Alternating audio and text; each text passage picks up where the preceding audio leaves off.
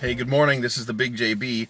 I don't know what this blue is about this morning. I suppose it could be the filter. I think I might have just helped it a little bit. The light quality is very weird this morning. Anyway, I said I was going to talk about Star Wars: The Old Republic today, and I will. But first, a little English lesson. I was listening, as I usually do around this time of year. I was going to put it off until the 1st of December, but I can't because I love the story, A Christmas Carol by Charles Dickens. So good. So good. If you've never read it, I certainly encourage you to do so. Although I think that there are audiobook versions. I know there are because I was listening to Tim Curry's version. I highly, highly recommend it. And if you need something to listen to, then by all means, go get it off of Audible. I don't know how much it costs, but it's certainly worth it. If it's more than $15 to download it off of Audible, what you should do is create an Audible account, a subscription, pay the first month's thing, which is $14.99. You'll get your free credit right away, download the thing, and then you can cancel your account if that's the only audiobook you're going to get. So it's really good, and in it, Jacob Marley's talking to Scrooge, and he's talking about the chain that he wears, and a lot of you, I'm sure, have seen A Christmas Carol represented in various ways, and Jacob Marley has always got chains on, and he says that Jacob Marley himself says that he forged his own chains in life by his own deeds, and they talk about what a long chain it is, and bound with lock boxes and ledgers and money boxes and that kind of stuff. And he tells Scrooge that Scrooge's own chain was that long 7 years ago, and he's worked on it since. So it's not good news for old Ebenezer. And then Marley says that it is a ponderous chain. And I thought, well, ponderous, the way that I'm used to thinking about it, means that it's something that's worth, thinking about it, or something of curiosity. But I decided to look the word up, ponderous. It doesn't mean that at all. Ponderous means of a great weight, that it's heavy or unwieldy because of its great weight, or something that is exceedingly dull. And so it doesn't mean curious at all. However, if you look up the word ponder, it means to weigh in the mind. So that is, those things are sort of connected, but so I guess ponderous could be used, a synonym for ponderous is heavy. So I suppose you could use it as a colloquialism and say, dude, that's really ponderous, for it being heavy. So there you go, the little English lesson for the day. So let's talk about Star Wars: The Old Republic. So it went free to play in November. I was excited about this. I had been a subscriber for a long time, and so when it went free to play, I thought, well, yeah, sure, I might give it a shot. So I log in, and they reduced the server size. So when Star Wars: The Old Republic went live, they had created a ton of servers, and apparently they didn't have enough. So they put, they had to create more, and there were queue times, so that you would log in and find out what position you were in the queue, and it would take a long time to log in, and then you would play. Part of this is the way that they managed the guild system. They had an early guild system, so you got set up and you were automatically assigned to a server once you logged on, which was cool. However, they didn't do it very smart because, for example, they put two of the largest guilds in the game on the same server, which of course caused the population of that server to skyrocket, considering that one of them is the largest guild in the world for World of Warcraft, who had a branch of their guild in Star Wars: The Old Republic. So anyway, so, and through the process of the game, I had commented on multiple occasions through this, and this video is going to be a little bit longer today, so bear with me while I do this. So I've commented several times while I was playing the game that there were lots of things that it seemed like they could have done better, that seemed like they needed to have waited on, and I still hold to the fact that they should have waited until December of this year. They should have released December of 2012 instead of releasing last year, because there were a lot of things that needed to be in development. When you do a game and it comes out and it feels like a game that should have been released about 5 years ago, there's something wrong. There are so many advances and so many things that other MMOs have done well that you can take and implement in your own game.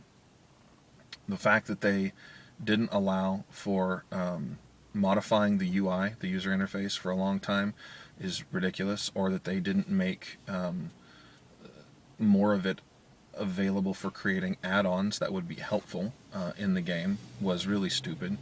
They had no system of doing a looking for group. Again, World of Warcraft has a system where you can say, I'm looking for a group to run this dungeon, here's the role that I want to play, and there's usually three roles. There are three roles. I don't know if you can see that because of the glare down there, but three roles that you have in MMO.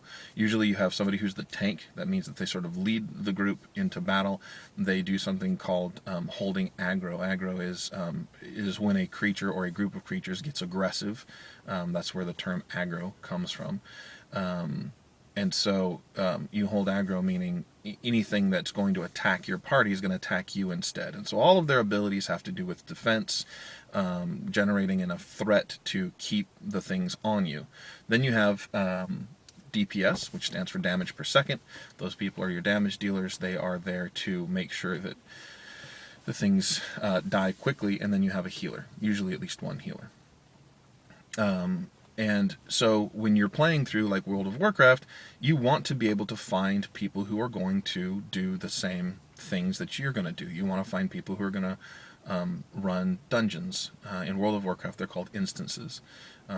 In Star Wars: The Old Republic, they're called flashpoints. They had no way of signing up to join a group. You had to ask people who was running different kinds of things. This is something that happened in World of Warcraft when it first came out, which is fine. They had a looking for group channel. You'd put in there, what you were looking to do, and find people who were doing it, if there were other people who were doing it at the same time. When World of Warcraft implemented it, you could sign up, and they allowed it to happen across the different servers that people were logged in. So I might be on with 5 people or 4 other people, and they could be in all different locations. So I think that TOR finally implemented that, but it was after release, and they continued to show that they just didn't understand the MMO game space and what they were doing and what they were releasing. They lost subscribers. They have a great, I don't want to say it's a great first person. It's a great solo experience because of the storyline. It's very deep storyline, lots of different choices you can make, and I really liked that, and I thought that they had an opportunity to revolutionize the MMO industry by have this narration, this process of discussing, and then your group being part of the quest conversation, because people would make their choice. The game would it would kind of do this behind the scenes roll, like a dice roll, to figure out who would get to carry the conversation, or whose conversation decision carried the rest of the conversation along. Really, really cool idea. I loved that idea. But my gosh, the implementation of the rest of the game was so clunky that people would play through the solo game content, and then there was no interest in the rest of the game, no interest in the end game content. So they lost subscribers and decided that they were going to go free to play eventually.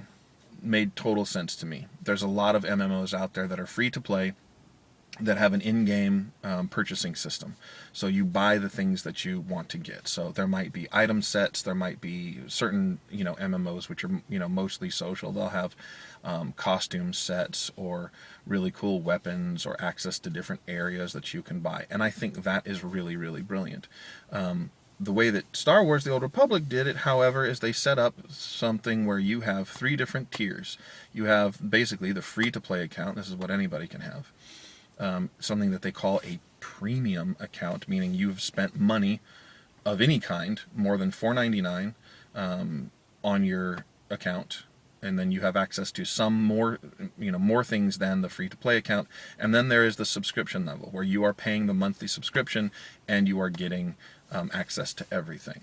And in each tier, so the top tier is the subscription, you get access to everything. The premium, you get access to to a few things, but not as much as subscription, and then the free-to-play. In my mind, the way that they did it is really restrictive. My understanding of free-to-play is that the game is truly free-to-play. I think that it makes sense to have a subscription level. I mean, I can see an argument for having a subscription level account, or level of payment that gives you access to some things more than the other levels. But the screws that they've tightened down on the other levels is ridiculous. So, for example, there are, I don't remember how many races. I think 4 or 5 races per faction on, I was going to call it the Alliance and the Horde. Wrong game. So, and then those are the races, and then I don't remember how many classes for each side. So they've limited it for both the free and the premium on the number of races and classes you can choose. And then beyond that, you get 2 character slots, period. That's not 2 character slots per server with a maximum of 10 or anything like that. You get 2 across all servers. And there's only like 6 servers now versus, the 100 or whatever that they had up at launch time. You get 2 characters. So I have a premium account, and because I was a subscriber before, I get to keep all of my previous characters. But I had to name change a bunch of them because we merged servers and there were other people that had my name before I did. So now I have to go and rename my characters all over again, which is, I already had to do it once because they got rid of other servers before, which, kind of killed it for me, because the characters that I developed were characters, or the names that I put in were names that I had from the beginning, and I don't want to change them. But still, I get to keep those characters. However, I cannot create any more. I get 2. So if any new content comes out, any new character races, anything like that, I can't do it. In my mind, that's a huge mistake. There are ways of doing in-game purchases that can make the game a lot more fun and a lot more accessible. Consider, if you will, the fact that World of Warcraft, you can do 10, is it 10 or 11 now? I don't remember. I think it's about 10. 10 characters per server to a maximum of 50. That means you can have 10 characters on 5 realms, okay, total. With the free access, when you create an account, you can play up to level 20. So that means that with access to 10 different slots, I can try every class, every race, up to level 20 to get the experience, to see what I like, to see what I don't like, to enjoy some of the different content, and then I can make a decision on what I want to continue to do. If I want to be a subscriber in WoW, then I do have to pay the monthly fee. But WoW also is the largest MMO ever, so it has an advantage in that. But TOR could use the same thing. They could have done the same model. Beyond that, if they wanted to, they could have said, okay, well, you get 10 characters, and you have a maximum of 10 characters. Okay, so you can create 10 different characters, 10 races, and you can play, as much as you want on those 10. But they could have limited the number of classes. They could have reduced the number of character slots. Maybe they give you 5. Maybe they give you 6, so you can try 3 each of the different factions. Then if you don't like one, you delete it and start a new character. So they could have done that and then charged a small fee to open another character slot. So here you go. You get 6, right? And then you pay $1.99 to open a new character slot. If you want to open a new race, it's another $1.99. Something like that, okay? Something that's not, exorbitant. Then you charge minimal prices. They're called microtransactions. You do that for a whole... I'm counting on my knee. My wife would know this movement. This is how I outline things when I'm talking to people. Sometimes I do it on my desk. Okay, 1, 2, 3, 4. That's why I keep looking down as I'm doing this. So you could do that for a lot of different things. Then you create microtransactions. You release new mounts, for example. In World of Warcraft, they're called mounts, but it's transportation. In Star Wars: The Old Republic, let's say you want a Tauntaun mount. Hello? Who wouldn't pay for that, right? A dewback. That's the big lizard things the stormtroopers ride in the first Star Wars. And when I say first, I mean A New Hope, because that was the first Star Wars movie to come out, and that is the proper place to begin when you're saying first. There are those kinds of things that you can add into the game that would make it more desirable for people to want to pay money. And I think you would make more money in the long run than if you charge a subscription fee. Because instead of that $15 or $14.99 a month that you're charging people for doing that, you might have somebody who drops $30 in one sitting, and then maybe they're going to drop another $30 down the road. But you have somebody, if you're releasing continual content that people are finding interesting, you will create revenue, and probably more revenue than you would by having that subscription fee at the top that gives you access to everything. But it certainly supplements it better than the other thing that you're doing. Some of the other things that they're charging that you have to pay for, they limit the number of raids that you can go on with a free-to-play account. They limit the number of flashpoints. You either have to pay to go on them, and it's like one time and you get to go on one raid. It's not like it unlocks it forever. Banking slots so you can store your stuff. There's all kinds of stuff that you don't have access to with the free-to-play or even the premium. And now, as a previous subscriber, somebody who paid for several months, that ticks me the heck off. For my premium account, I don't want there to be those kinds of restrictions. Yeah, sure, limit some of the content that I have access to, limit some of the end game content, and then if I want to go that way, charge me to unlock it forever. Don't charge me to unlock it once. It just illustrates to me that they have no idea how to run an MMO. And I'm telling you, I don't have all of the business degrees. I don't have experience running an MMO before. But there are so many things that they could do better than the way that they have gone. And it makes me really sad, because I really think that Star Wars, of all the properties that are out there that have such a huge fandom, has an opportunity in this regard to make a huge difference in the MMO space. They could have done something that may not... There's never ever going to be a WoW killer. Nothing is ever going to take out World of Warcraft. Except maybe, another MMO that Blizzard releases eventually, maybe. But it's huge. So I'm not saying that it would be a WoW killer. Would it compete with WoW? Well, sure, it might. It might compete on one level. Is it going to take subscribers away? Maybe a little bit. But they could have done so many things better before the game released and even after the game released that would have made it something that could contend and be a contender in the MMO space. And they just missed it. And I feel sad, because it was an opportunity for people to get immersed in the Star Wars universe, a universe people already love and enjoy, and they just didn't do it right. And I really wish that it had been handled better. So I don't know who's to blame. I don't know if it's BioWare. I don't know if it's EA. I don't know if it's investors. I just have no idea. I do know that BioWare was unpopular for a long time with what they did with Mass Effect 3. I do know that people were really unhappy with some of the way that they handled that. So I tend to think that it's the business leadership of BioWare, but I don't know. I don't know anybody at BioWare. I'm not on the inside of those kind of things, and I'm just not sure. So anyway, that is my opinion. And now at 20 minutes long, I am going to call it done. So if you have stuck with me this long, I really appreciate it. Thank you for listening to my tirade on that. I could talk about that for a long time. So finally, I've got it out of my system to you all.